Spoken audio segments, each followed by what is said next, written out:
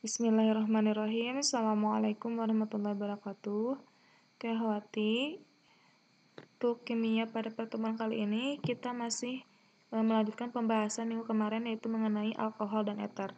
Nah, minggu kemarin kita sudah membahas mengenai pengertian dan tata nama alkohol dan eter. Nah, pada pertemuan kali ini yang akan kita bahas yaitu jenis-jenis alkohol, sifat fisik alkohol dan eter, kemudian sifat kimia alkohol dan eter. Langsung saja yang pertama, jenis-jenis alkohol. Nah, untuk menentukan jenis-jenis alkohol itu ada dua cara. Yang pertama berdasarkan letak terikatnya gugus hidroksil atau gugus OH-nya. Nah, berdasarkan letak terikatnya gugus OH, itu ada 3 alkohol. Yang pertama alkohol primer, yaitu alkohol yang gugus OH-nya terikat pada atom C primer. Nah, waktu kelas 5 kita sudah membahas jenis-jenis atom C, ada yang primer, sekunder, tersier. Nah, alkohol primer ini dia gugus OH-nya terikat pada atom C primer. Atom C primer itu adalah atom C yang mengikat satu atom C yang lain. Nah, kemudian yang kedua ada alkohol sekunder, yaitu alkohol yang gugus OH-nya terikat pada atom C sekunder, atau atom C yang mengikat dua atom C yang lain. Nah, kemudian yang ketiga, alkohol tersier, yaitu alkohol yang gugus OH-nya terikat pada atom C tersier. Nah, di mana atom C tersier itu adalah atom C yang mengikat 3 atom C yang lain. Nah, untuk lebih jelasnya langsung kita lihat contoh. Di sini ada 1 butanol. Kenapa namanya 1 butanol? Kita lihat di sini jumlah atom C-nya ada berapa? 1, 2, 3, 1, 2, 3, 4. Ada 4 atom C. Nah, nomor satunya dimulai dari sini karena kayak apa yang Ustazah jelasin kemarin, maaf. Nah, yang gugus OH ini dia harus diberi nomor sekecil mungkin. Jadi, nomor satunya dimulai dari sebelah kanan. Dan di sini ada 4 atom C. Nah, kalau 4 atom C namanya butanol. Itu. Di sini S1 karena OH-nya ada di nomor 1. Nah, dia termasuk alkohol primer. Karena di sini gugus OH-nya terikat pada atom C primer. Di mana atom C primer itu adalah atom C yang mengikat satu atom C yang lain. Nah, di sini lihat. Dia hanya mengikat satu atom C yang lain. Ini yang dinamakan dengan alkohol primer. Kemudian yang kedua, contoh dari alkohol sekunder. Contohnya itu 2 butanol. 1, 2, 3, 4. Kenapa dinamakan 2 butanol? Kita lihat letak gugus OH-nya. Dia ada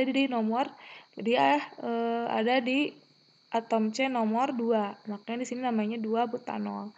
Nah, ini termasuk alkohol sekunder karena di sini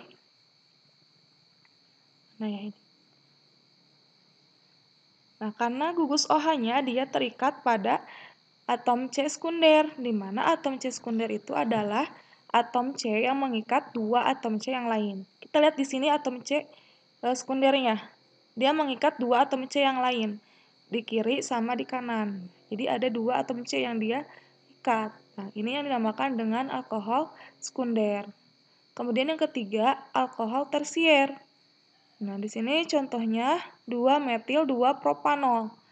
Nah, di sini kenapa dinamakan propanol? Propanol karena dia karena dia atom C-nya, jumlah atom C-nya ada 3, 1, 2, 3. Kemudian di sini ada cabang. Di C nomor 2 itu ada cabang, nama cabangnya metil, makanya di sini namanya 2 metil. 2 dari posisi cabangnya atau letak cabangnya ada di C nomor 2. Kemudian metil nama cabangnya, CH3 itu namanya metil. 2 dari posisi gugus OH ada di C nomor 2 dan propanol dilihat dari rantai utamanya. Ada 3 rantai karbon. Makanya namanya propanol. Nah, di sini kenapa dinamakan alkohol tersier? Kita lihat di sini gugus OH-nya. Gugus OH-nya dia terikat pada atom C tersier. Di mana atom C tersier itu adalah atom C yang mengikat 3 atom C yang lain. Nah, jadi si atom C ini dia mengikat 3 atom C yang lain. 1, 2, 3. Nah, makanya di sini dia dinamakan alkohol tersier. Oke. Untuk mengenali alkohol primer, sekunder, dan tersier dapat digunakan pereaksi Lucas yang terdiri atas larutan HCl pekat dan katalis ZnCl2. Nah, reaksi ini dilakukan pada suhu rendah yang umumnya dilakukan dalam tabung reaksi yang diletakkan pada es kering dengan suhu sekitar negatif atau minus 12 derajat Celcius. Nah, reaksinya atau persamaan reaksinya itu ROH atau alkohol dia direaksikan dengan HCl pekat dengan katalis ZnCl2 dia akan menghasilkan RCl atau alkil halida dan air H2O.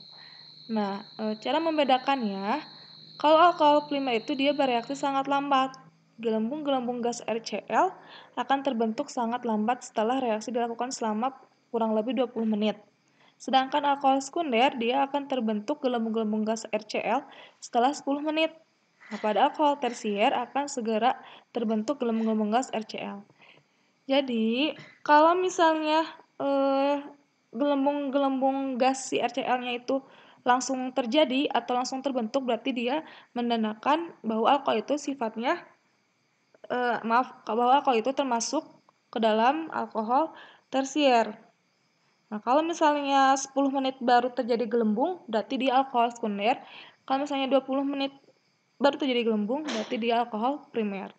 Jadi tersier yang paling cepat, kemudian sekunder yang paling lambat, primer. Oke. Kemudian yang kedua, jenis-jenis alkohol berdasarkan jumlah gugus OH yang terikat. Ada 3 jenis alkohol. Yang pertama ada alkohol monovalen, di mana alkohol yang hanya memiliki satu gugus hidroksil atau OH dalam senyawanya. Jadi cuma ada satu gugus OH. Kemudian ada alkohol divalen, yaitu alkohol yang hanya memiliki 2 gugus hidroksil dalam senyawanya. Dan yang ketiga ada alkohol polivalen, ya, memiliki lebih dari 2 gugus hidroksil dalam senyawanya. Nah, ini contohnya. Contoh alkohol monivalen itu etanol. Dia cuma punya satu gugus OH. Kemudian contoh alkohol divalen itu contohnya etilen glikol atau etanadiol. Kita lihat di sini dia mempunyai 2 gugus OH. Dan yang terakhir alkohol polivalen, contohnya gliserol. Dia memiliki 3 gugus OH. Tuh. Oke. Kemudian selanjutnya sifat fisik alkohol dan eter. Nah, alkohol ini dia merupakan cairan jernih tidak berwarna dan tidak berwarna dan berbau khas. Nah, alkohol suhu tinggi atau jumlah atom C-nya banyak dan alkohol polivalen merupakan cairan kental dengan titik didih relatif tinggi. Jadi, kalau misalnya alkoholnya itu agak kental berarti dia jumlah atom C-nya banyak atau dia termasuk alkohol polivalen. Tapi biasanya alkohol itu dia wujudnya cair, kemudian tidak berwarna dan tidak berbau. Oke. Kemudian alkohol rantai pendek mudah larut dalam air pada berbagai perbandingan. Nah, etanol jika dilarutkan dalam air akan mengalami penyusutan volume. Jadi kalau misalnya kita mencampurkan etanol dan air, kemudian didiamkan, nah, si jumlah atau volume si etanolnya itu dia akan mengalami penyusutan atau akan berkurang karena etanol itu dia mudah menguap. Jadi jangan diletakkan di udara terbuka atau di tempat yang terbuka. Kemudian, eter merupakan cairan tidak berwarna yang mudah menguap dan terbakar, serta berbau enak tetapi mempunyai sifat membius. Nah, jadi cirinya hampir sama kayak alkohol, tapi eter ini dia mudah terbakar dan mempunyai sifat bius. Nah, titik didih eter relatif lebih rendah jika dibandingkan dengan alkohol yang setara memiliki jumlah atom C yang sama. Karena di dalam alkohol terdapat ikatan hidrogen. Nah, ini sebenarnya kalian udah belajar tentang ikatan hidrogen waktu kelas 3 intensif atau kelas 4, di mana ikatan hidrogen itu adalah ikatan yang terjadi antara atom H dengan atom F O atau N, antara fluor, oksigen, atau nitrogen. Nah, kalau misalnya tadi kan alkohol itu gugus fungsinya OH, berarti dia memiliki ikatan hidrogen, sehingga dia memiliki titik didih yang lebih tinggi dibandingkan ether, atau ether memiliki titik didih yang lebih rendah dibandingkan alkohol. Karena ether tidak memiliki ikatan hidrogen seperti alkohol.